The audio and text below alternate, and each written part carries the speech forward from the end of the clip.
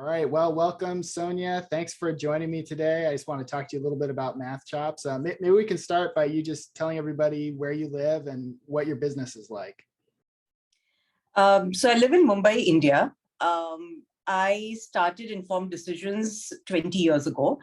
We basically tutor students for the SAT, ACT, and the GMAT, GRE. But yes, the majority of students are for SAT, ACT. I would say 60% is that, and about 40% is GMAT, GRE. Nice. And now your business is unlike any other tutor that I've spoken with. So tell me about your typical program for SAT and ACT students. So let me tell you why the program is the way it is. I feel as a tutor, when I take on the commitment of a student, it's kind of a promise kind of a thing that we are going to do our best to deliver the score that you're capable of. Right. I mean, now what score you're capable of, again, we have to see, but we will do our best to get you that score. I feel they are coming to us for points. They're coming to us to get a certain score. It has to be driven by that. Mm-hmm. So the entire program is that we will take you through until you are happy with the score that you get. Now, whether that is 1 attempt, whether that's 2 attempts, at time even 3 attempts. Yep. So our commitment to the student is until you're happy with the score that you're going to get. So it's like a package. It's not an hourly basis. Yeah. It's not, just up till the first attempt or whatever. It's a complete package until the student is happy. Right. That makes sense. And now you start, I mean, one thing that I think is different is that you pretty much will just teach the entire math curriculum, right? Is that up front? So tell me how that works. How do you approach math? So I think that goes for math or English. There is a certain syllabus, and that's the beauty of standardized exams. You have a certain syllabus. It's a predetermined syllabus. Again, for me, I feel when I teach a student, the onus is on me to make sure that the student knows everything that he needs to know to be able to answer questions in that. Mm-hmm. So we do teach the syllabus again. Let's say percentages. Okay, let's just take that for, as an example for a chapter. Now, how that's going to be taught in school is going to be different from how I would teach that for standardized exams. Because the way I would teach that is you need to have shortcuts. You need to basically be able to get the questions in 2, maximum 3 steps. You can't be doing a very lengthy method for it. Right. Now, these things I can tackle when I am teaching the full syllabus. Mm-hmm. So we do teach the entire syllabus of math before we even start off on sectional tests and mock tests. Right. And now you have employees, and did they teach sort of the syllabus at first and then you do one-on-ones later? Is that right? Or how do you structure? Yeah. So we have the students joining us in batches of say about 3 to 5 students. Mm-hmm. And they are first taught the entire math and English syllabus. Mm-hmm. So I have a math tutor who teaches the entire syllabus to them. After that, they come with me. I'm the one who takes them through the sectional tests, the mock tests. At that point, all their incorrect questions are tackled by me. All their strategies and techniques are tackled by me. I would say my expertise lies in converting that knowledge to a score. Right. So that part is telling them what they need to do, when they need to do it, how they need to do it, so that we improve with every mock test that we take. Yep. So that's the part where I get involved. And those are always one-to-one sessions. Yeah.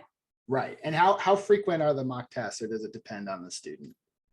It's every weekend. They don't have a choice. It's every Sunday. The minute you are done with your syllabus, it's every Sunday. We managed to do about 12 to 15 mock tests before the first attempt. And if they go towards the second attempt, another 10 for sure. Yeah. And are all of those online, or are some of them paper and pencil, or the mock tests, I mean? So currently for the last 2 years, everything has been online. So these are live proctored mocks, which happen on Zoom. The student has to keep their camera on. There's a certain protocol for it, and it's done. Pre-COVID, we would have everything offline. So every weekend they would come to our center and do the mock test. But for our international students, we used to have those online anyways. We plan to open offices from April onwards. So I'm looking forward to that now. Oh, that's nice. Yeah. So you live in Mumbai, like what percentage roughly of your students live there, and how many of them are international or living elsewhere? I would say 60% of my students are from India. Mhm.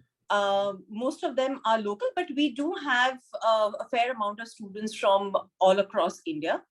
40% of them are international students from the Middle East, Singapore, Hong Kong, the UK, USA, Yeah, all of those. Yeah. really cool. So how did you first hear about Mathchops, and sort of what made you interested in using it? I think you have a extremely loyal following. And if you're part of the test prep tribe, or if you're associated with the NTPA, there's no way you can miss out on even going by a week of chat and not hearing about Mathchops.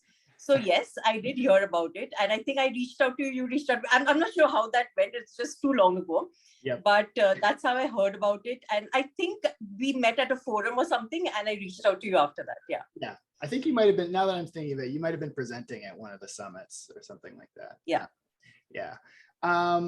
So I guess, how do you use it now? Like, what does it do that you're not able to do with other materials? Okay, so I'm going to start by telling you how I use it, and I'm going to tell you why is it so amazing and why it's working.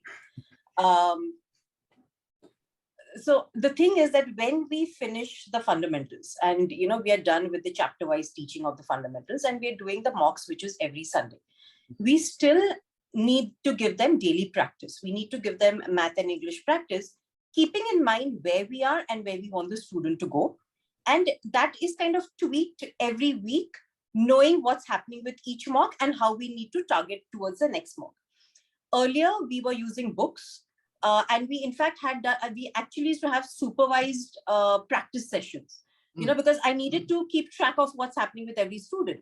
Not that I don't trust my students, but I just feel they have so much on their plate that sometimes they may just, if it's not a supervised session, they may just not give it the importance that it does. Now, I don't need to have supervised sessions. I can assign Mathchops. I can track them online, so I know who's done how many questions. So even they know that there is someone tracking them. The kind of practice that I give is different for every student.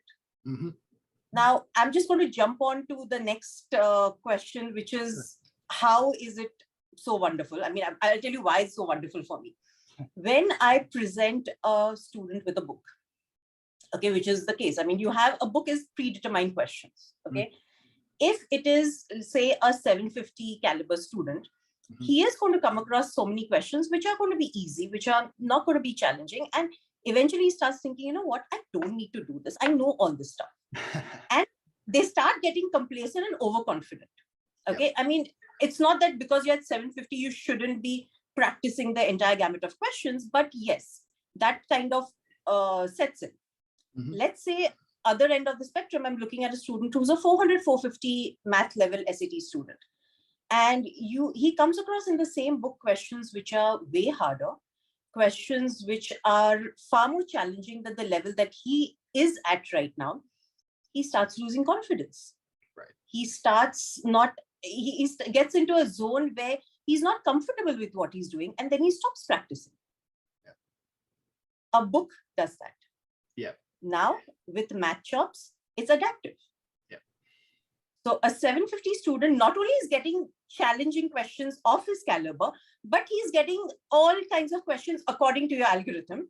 So he does get all questions, but a 450 level student maybe is getting questions from a 450 to 550 or whatever, and he's able to manage them, and he is practicing.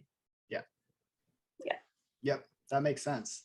And do you do certain types of assignments? Like, do you kind of, I know a lot of tutors will go back and forth between the level challenge and category challenges. Do you do that too? Or do you have your own, or do you just set them free? Or how do you normally do the homework? So there are certain things that we've told them how often to do a level challenge, how often to do predict your score, and how to work on the category challenge and when to work on it. Especially when you're struggling at a particular topic or a particular category, then we insist that you go on to the category challenge. But other than this, we just let them do what they like doing. I have made it out like, that, okay, Mathchops is not only great practice, but it's like a game that you're playing. So you're free to play the game as long as I see a certain number of questions being done. and certain, like as I said, level challenge, predict your score being done on a regular basis. Yeah, that's great. That's exactly what it was designed to do, where, if you prefer a certain game, it'll still give you questions that are helpful. But I feel like a lot of my students usually are just so fixated on the score. They either just want to, they just want to see that score go up, which makes sense to me. But so some tutors have kind of had trouble getting used to adaptive assignments, or kind of making that transition from, a book or a paper in some form. Like, do you have any advice for them, or on how to integrate it into what they're doing? I think Mikey, you even know about this, that you gave me the account, but I kind of, I used the account myself for about a month or so, I think about 6 weeks. I needed to understand how that account works. I needed to understand how Mathchops works. I think my best advice to new users or to tutors on Mathchops would be, please create your own account and just start practicing yourself. Yeah. You cannot understand this product unless you yourself have been through the entire thing at different levels. And it was very frustrating for me, because I purposely used to, put questions as incorrect just to see how the questions were thrown around. And obviously for math, I hate marking a question incorrect. But, that entire process, I did it just to see how the algorithm works, how the questions were being thrown out of the system. After that, I know, like every tutor knows their own curriculum. I know my curriculum. I know what fits in it. Yeah. You can give me a product, but you cannot tell me how to integrate it within my curriculum. Yeah. Because each person, and considering that all of us are tutors with different styles, each person is going to have their own system. So I needed to figure that system for myself. Yep. The time that I spent was to understand your Mathchops as a tool. But eventually, how I'm going to use the tool was something that I had to figure for myself. That makes a lot of sense. Well, thank you very much for meeting with me today. I think this has been really helpful, and I'm looking forward to talking to you more in the future. Definitely. Mathchops is my favorite topic. So anytime you say, I'll be here. Thanks. All right. Talk to you soon.